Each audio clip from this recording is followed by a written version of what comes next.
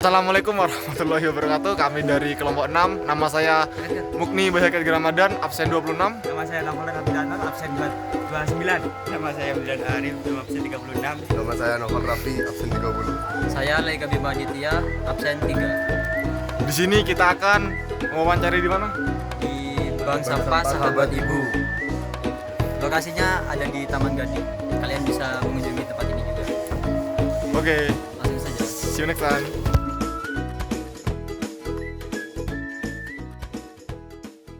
Assalamualaikum warahmatullahi wabarakatuh. Waalaikumsalam warahmatullahi wabarakatuh. Jadi kami dari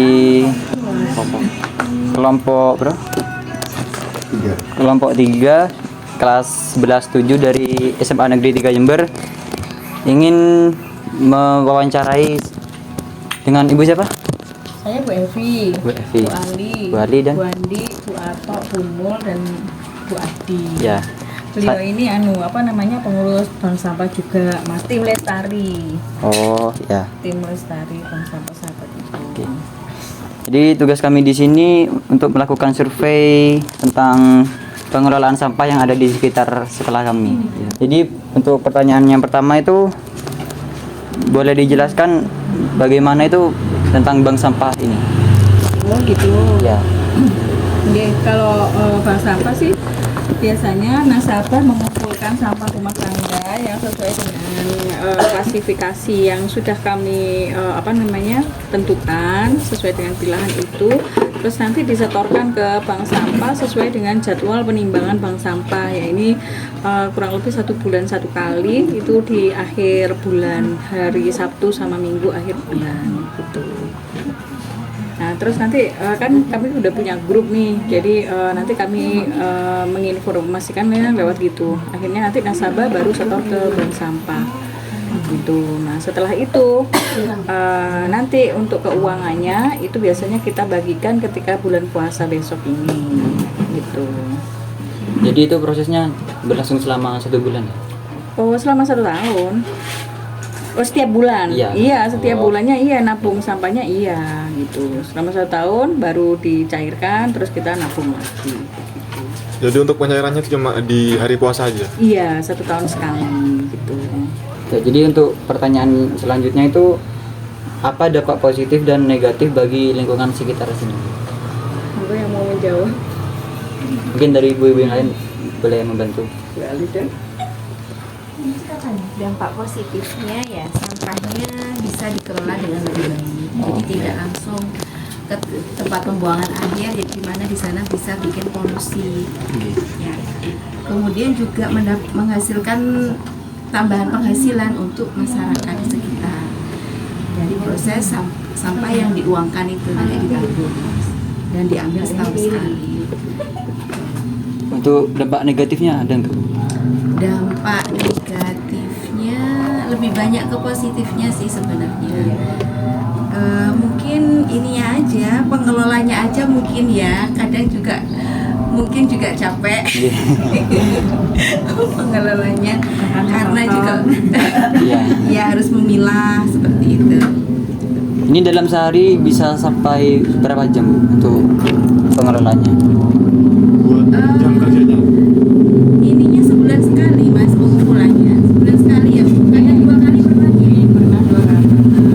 Jadi nggak tiap hari, tidak tiap hari. Jadi warga mengumpulkan dulu dalam 1 bulan, setelah itu baru dikumpulkan di rumahnya Bu Evi ini.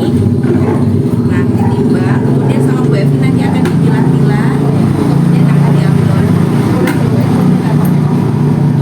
Ini sudah termasuk proses. caranya kita pakai lah. Untuk selanjutnya itu kira-kira kendalanya yang selama beroperasi itu yang didapatkan apa saja, Bu? Untuk Kendala dalam proses bank sampah Iya. ya. Yang pertama yaitu ya tempat kami memang kurang luas ya gitu, sehingga tidak bisa menampung nasabah yang dalam jumlah banyak gitu.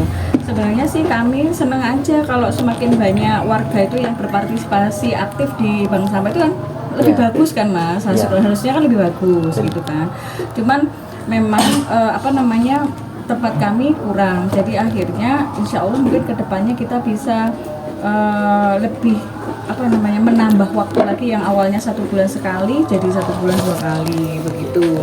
Terus yang kedua memang tenaga. Nah itu tidak sedikit bank sampah yang nggak hanya di saya, di tempat yang lain pun kendalanya memang tenaga gitu kan, karena tenaga ini adalah untuk memilah sampah yang dari nasabah itu agar kita bisa memilah lebih lebih terperinci lagi gitu kan. Jadi nanti ada hasil yang dari situ itu yang bisa dimanfaatkan untuk operasional setiap bulannya begitu. Terus yang ketiga itu kendala kami yaitu kendaraan roda 3 sebenarnya, karena di kami tidak hanya yang bergabung sama kami itu tidak hanya warga di sekitar sini aja, akan tetapi kita juga dari bank sampah yang lain gitu kan, bukan bank sampah maksudnya dari luar Taman Gading pun banyak gitu kan. Nah harapan kami jika ada roda 3 itu kita bisa menjemputnya kan, mereka kadang kepingin gabung bersama kami cuman jauh gitu kan. Nah akhirnya sementara nggak ada bank sampah yang terdekat di daerah sana gitu. Nah itu sih kalau menurut kami itu kendalanya. Untuk jenis sampah yang kerap kali sulit untuk diolah itu yang bagaimana Ibu? Ya namanya itu sampah residu Mas, yaitu sampah yang dalamnya itu berbahan metalising seperti kayak bungkus kopi, bungkusnya snack itu, terus yang kedua mika, dan yang ketiga itu styrofoam gitu. Memang di tempat kami itu belum ada mitra yang bisa mengambil 3 item sampah itu gitu loh ya, gitu. Jadi untuk rencana pengembangan untuk selanjutnya ada nih? Ya pastinya harus ada ya, karena memang bank sampah itu tidak hanya menimbang sampah aja gitu kan, karena kami bergeraknya itu di lingkungan, jadi harapannya sampah yang kami terima tidak hanya ditimbang terus disetor, tapi kita bisa menjadikan sampah itu untuk menjadi bahan baku atau barang yang lebih ekonomis, maksudnya lebih bernilai ekonomi. Contohnya ya seperti ini, contohnya kan sampah anorganik nih, kita bisa jadikan pot. Ini kan setoran dari nasabah nih. Nah ini kan bisa jadikan pot, kita nggak perlu beli pot yang baru lagi ya kan. Terus yang berikutnya sampah organik. Nah ini kan kita bisa bikin kayak bantalan EE, ini namanya ekoenzim gitu. Terus ekoenzim kita sama tim Lestari ini dari sampah organik itu selain bikin bantalan EE yang fungsinya juga manfaatnya banyak juga.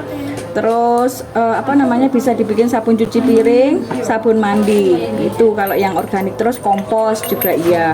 Kalau yang anorganik biasanya kita bikin kerajinan kayak tas tutup botol, terus tempat jilbab dari tutupnya sosis gitu, gantungan kunci dan sebagainya, tempat tisu dan lain-lain gitu sih.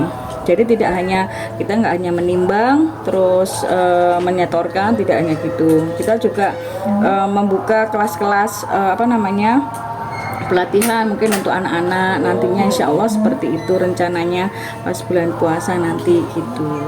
Karena kadang kami juga selaku pengurus itu terkendala dengan kegiatan kami di lain kan ya. Contohnya ibu-ibu ini juga mereka punya kegiatan di rumah tangga, terus ada juga kegiatan yang mengajar gitu.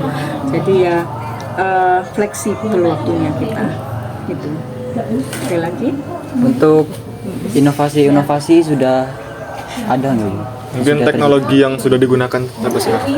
Kalau untuk teknologi seperti kayak mesin-mesin gitu kita memang nggak ada ya kan, karena pertama kalau tempat kurang mendukung ya kan, terus listrik juga kan itu biasanya pakai wattnya kan tinggi tuh kayak mesin pencacah atau apa kan gitu. Harusnya mungkin tempatnya agak lebih luas lah ya agar bahan baku itu bisa terserap lebih banyak gitu. Kalau cuman untuk bank sampah di skala rumah tangga itu untuk diadakan fasilitas teknologi yang seperti itu masih belum menjangkau gitu, listriknya yang banyak.